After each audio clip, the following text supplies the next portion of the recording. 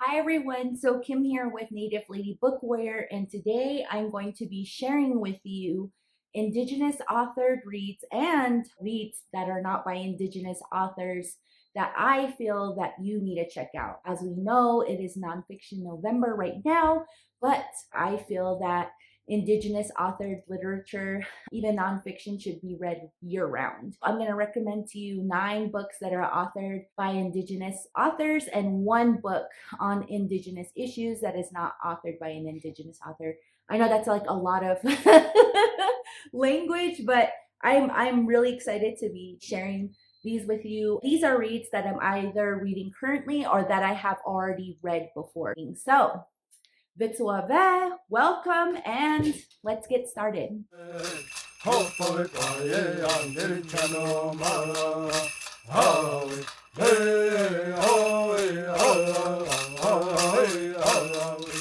I am in my kitchen right now. I'm sorry if now and then you see an animal running around. I am a cat mom and a dog mom, so they might be jumping on me or running across the table or whatever. Okay, so as you can see, you could probably see the top of this book right now for Readathon and also for Nonfiction November, and this is The Heartbeat of Wounded Knee by David Treuer.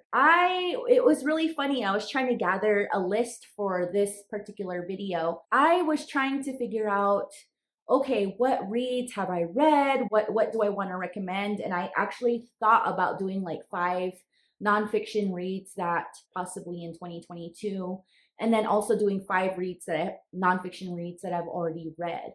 And so I started reading the prologue to get a little bit more background on this book. I ended up just reading it. So this is actually very much a mood read that I picked up for the month of November. This book is pretty dense, so it does go in chronological order like every other history book. But what I really appreciate about this is David really setting up the narrative and all of his research and just like where is he coming from? And first and foremost, he does say that, yes, I'm an Indigenous person. And he talks about Dan Brown. So I'll put, you know what? Let me go get it. I have that book. Here it is. This is Dan Brown's Bury My Heart at Wounded Knee, an Indian history of the American Southwest. So even David Treuer actually talks about this book and how it has never gone out of print. It's sold millions of copies. But what I think the American public, especially when it comes to history, fails to grasp about that book is I know I remember reading it and it just felt so despondent. It felt like Indigenous populations in the United States ceased to exist after the incident of Wounded Knee. Not only does he say that, but it seems like he says almost all Native American peoples are poverty stricken. It just seems like the tone of how he writes this book, it just seems like that's how all Indigenous peoples have survived what had happened to them. But in the prologue, so when I read the prologue for this book, David Treuer brilliantly sets up this book to where he not only states that, yes, Indigenous peoples were systemically all the way to individually and by nations oppressed and survived countless injustices when it came to culture, land, peoples, all of that stuff. But he also talks about how Indigenous peoples creatively survive those things or set up their nations so that they could thrive within. And my cat literally just knocked something on the floor. But how Indigenous people set up their nations to not only thrive and survive with the colonization and assimilation that was taking place, but also how they brilliantly politically maneuvered and set up their nations to have a say in not only their lands but also how they ran their nations, and including strengthening sovereignty. I just want to say that this is a very dense read. As you can see, the print is very small. It's very fact-based, but also David is able to interweave in there his own experiences, maybe conversations that he's had with Indigenous leaders during him researching and trying to write this book. Focused reader, I highly suggest the audiobook because I'm actually hybrid reading this book by both physical. Yes, so this is the first book that I'm recommending for you all to continue your nonfiction November reads and your Indigenous author reads into 2022. So definitely check this out. This is a pretty amazing read. So the next book, this book is definitely a no-brainer. I imagine you are all have seen this book. I've talked about it. I think every other Indigenous reviewer out there talk about how brilliant this book is. And that book is Braiding Sweetgrass by Robin Wall Kimmerer, Indigenous Wisdom, Scientific Knowledge, and the Teaching of Plants. Wow, this book is extraordinary. It's genius. It's full of Indigenous knowledge and intellect and also storytelling. I feel like this book definitely demonstrates that Indigenous knowledge, botany, and also Indigenous storytelling within Indigenous cultures very much are interweaved. There's almost no separation of the two. It's a lot of how we pass on the knowledge of especially seeds and heirloom seeds and the cultural strength and storytelling of how we pass those things on, but also how Indigenous peoples recognize that there has to be a partnership or a relationship, or we are practicing stewardship in terms of our relationship to Mother Earth. If you're interested in climate change or nature, or also Indigenous storytelling, and a lot of what is part of this book is also Robin Wall Kimmerer, her own experiences on learning and plants within her area, but also how she interweaves her Indigenous cultural knowledge and Indigenous intellect into that Western thought and scientific knowledge. So it's such a good book. I highly recommend it. And I thank you so much to Milkweed for giving me a review copy of this book. Definitely go check this out. Amazing book. Okay, so the next book I'm going to be talking about, I actually read, let's see, 1, 2, 3, these next 4 books because of Erin and Dani's book club, which is now called the Indigenous Reading Circle. All year long, they read Indigenous memoirs for 2021. And these books are just completely outstanding. The books I'm about to show you are books that I very, very, very much enjoyed. The first book or memoir is In My Own Moccasins, a memoir of resilience by Helen Knott. Wow. This book blew me away, but it also very much painted a very, very, very intimate picture of Indigenous survivorship and also how violence against Indigenous women or Indigenous people affects us, especially when it comes to trauma and the impacts of that trauma. Helen's story of things that she has gone through and her battle with substance abuse, there was also something very contextual in understanding also MMIWGR, or Missing and Murdered Indigenous Women, Girls, and Relatives. The writing is really beautiful. It's honest. It's also very heartbreaking, but the steps that she takes in her journey to healing is also so very powerful. Okay, so the next 2 memoirs that I'm going to be talking about are both written by the same author, and they're just completely genius.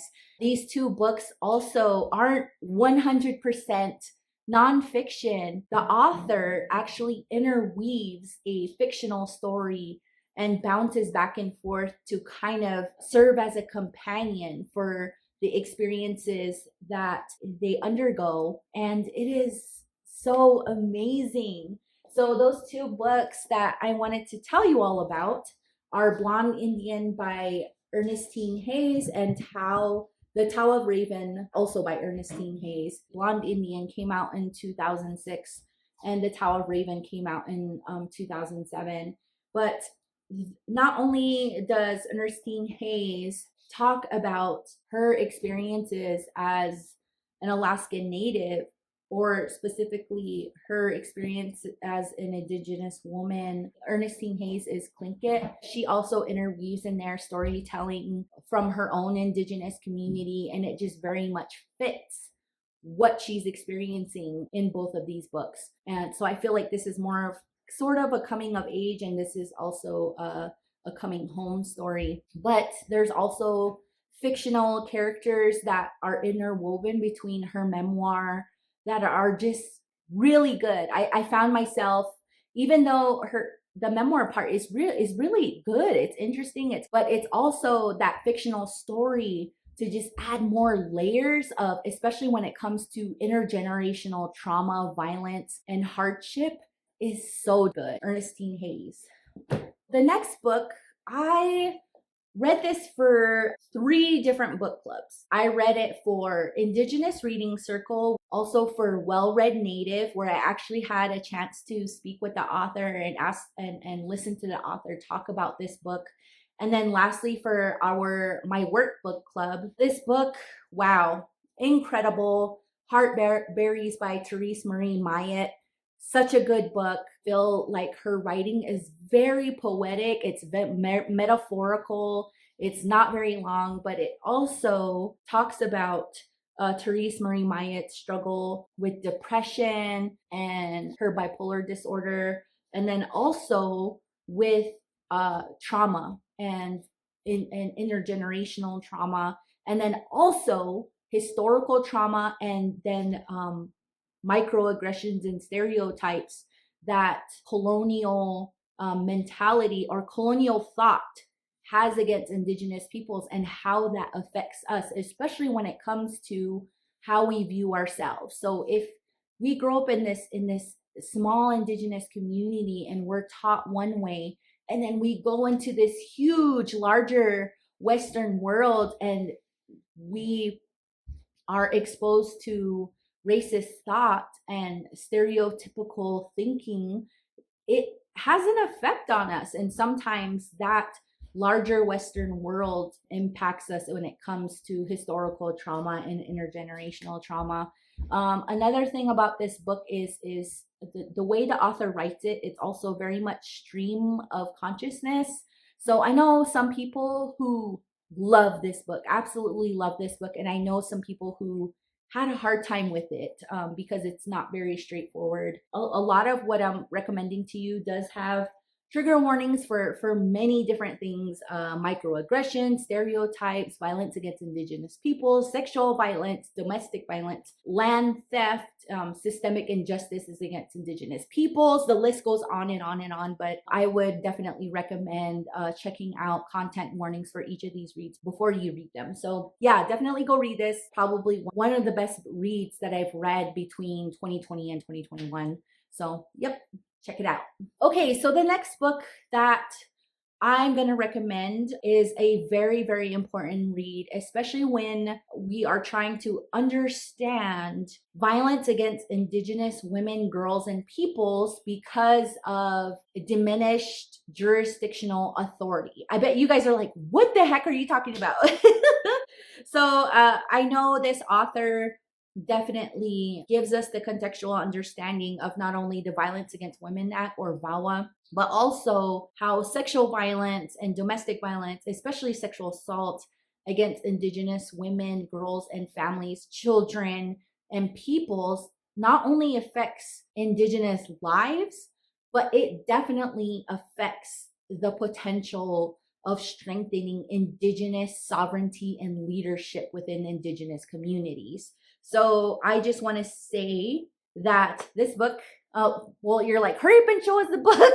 But this book, The Beginning and End of Rape, Confronting Sexual Violence in Native America by Sarah Deer. Sarah definitely adds a lot of United States legislation and how Indigenous peoples right now, we don't even have the jurisdictional authority to protect Native women within Native territories, especially if that violent act is committed by non-Native people. It definitely makes sometimes the environment for Indigenous women to be victims of sexual assault and domestic violence very likely, but it also makes Indigenous women targets, especially when you have all these loopholes in federal Indian policy and law, especially within Indigenous nations and territories. So she's definitely one of those peoples right now that are pushing for strengthening sovereignty within the United States so that Indigenous families, peoples, and nations are protected. So definitely check this out. Very good read. And so this is the 6th recommended read. It's Indigenous nonfiction reads you should be reading after Nonfiction November. This next book I'm about to show you is a mix of genre, but it's also a very powerful, genius autobiographical book by an Indigenous author, and that Indigenous author is Billy Ray Belcourt. Wow, this book, it floored me. It blew my mind. It also made me look at Indigenous identity, oppression, justice, healing, all of these different facets of what it means to be an Indigenous person from Billy Ray Belcourt's perspective, personal perspective, and also like a look at race, sexuality, and all these different facets of intersectionality in terms of being an Indigenous person. And Billy Ray Belcourt is from the Drift Pile Cree Nation within colonial Canada. And of course, this book is A History of My Brief Body. I highly recommend this book. It is also kind of like a shorter read, and it's just comprised of essays, short stories, and experiences. I also want to say that this book has also, I would recommend looking at content warnings for this book. But it's so beautiful. It's beautifully written. It definitely gave me goosebumps. I think after I read it through the first time, I read it all over again. Billy Ray Belcourt, I am going to be definitely a long time fan, but I just want to say such a genius, incredible, fantastic piece of writing right here. So yes, check this out. It is so darn good. So okay, so the next book that I'm going to recommend to you all, I picked up this book as soon as it came out, and I completely marked this book up. And that book is Carrie by Toni Jensen. Toni Jensen is Métis. And as you can see, I took a lot of these notes out because I actually ended up putting them in my journal, but there were so many passages in here that I really enjoyed. This book is written as a memoir, but when you're reading it, it almost feels like a history book. So Toni Jensen not only reflects on experiences with her own life of how violence has affected her. Carrie is such a amazing memoir that is definitely grounded not only in Toni Jensen's experience as a university professor and her profession, where she is kind of hop skipping around the country because she's taking different positions within the university and college environment, but she's also very much exploring the United States white supremacist capitalistic cultural viewpoint of not only with gun violence, but also the systemic oppression and attitudes towards not only Indigenous peoples, but other races and those who identify as marginalized communities all across the United States. I feel this is such a very good read that is very beautifully written. And also there's interweaving of Toni Jensen's personal experiences and how the trauma of American violence has very much been grounded not only in our bodies, but definitely within land and culture. So I really enjoyed this. I highly suggest you check this out. So this is number 9. So the last read that I'm recommending to you all, this is a read that is not written by an Indigenous author, but it is definitely a story that everyone needs to know about, especially when it comes to American and Indigenous relations, when it comes to those government to government trust responsibilities. The United States does have a trust responsibility to Indigenous sovereign nations within the United States. And this book definitely exemplifies the American government failure of that, definitely, because a lot of what takes place in this book is systemic injustices, systemic racism, and systemic oppression of Indigenous peoples. And that book is Killers of the Flower Moon by David Grann, The Osage Murders and the Birth of the FBI. When I read this book, wow. Well, first, let me say this book does not feel like a nonfiction book. I felt like the way it is written, it feels like it's written like a crime thriller novel. One of the things that he definitely digs into is not only the personal accounts of the Osage community, but also the historical documents of the American government and the state government, Senate committee hearings, and he digs deep, which include records by the Bureau of Indian Affairs, congressional records and testimony, also newspaper articles within Oklahoma and just the surrounding areas, but also DC. And also, I think a lot of some of the research that he had to obtain for this book he was achieved through the Freedom of Information Act. So I highly recommend this book. There's multiple content warnings when it comes to this book, especially the systemic injustices of Indigenous peoples, but also murder. I can talk about this book forever. But if you want to learn more about this book and what this book is about, definitely check out my book review, because kudos to David Grann for all the research that was put into this book. And it does not read like a nonfiction. It's almost like an exquisite journey, historical journey that's kind of written like in a crime thriller narrative. And there's also a lot of photographs in here of the community to kind of provide more context of what was going on. Yeah, as you can see, I marked up this book all over the place, but I actually took out a lot of Post-its because I was trying to fit this book. I was trying to fit this book on my bookshelf when I had a bookshelf, and it was just so thick that it wouldn't fit on my bookshelf. So I had to take out a lot of those Post-its and I just put them in my reading journal. But yeah, definitely go check out this book. It's an amazing read. And also, I believe this book is being transitioned into a movie, a film. And I know one of the people who is acting in it, or several of the people who are acting it in this film, is Leonardo DiCaprio. Robert De Niro is another one.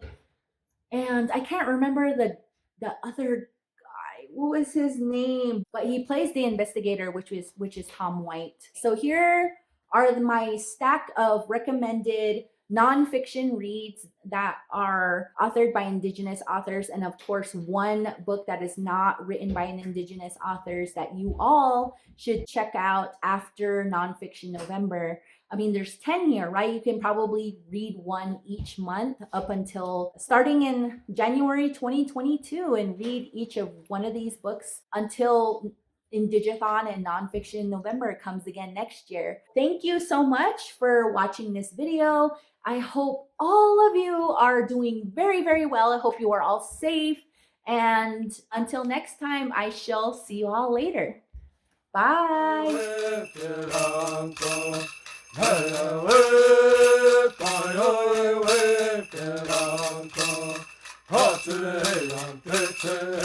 Hopefully,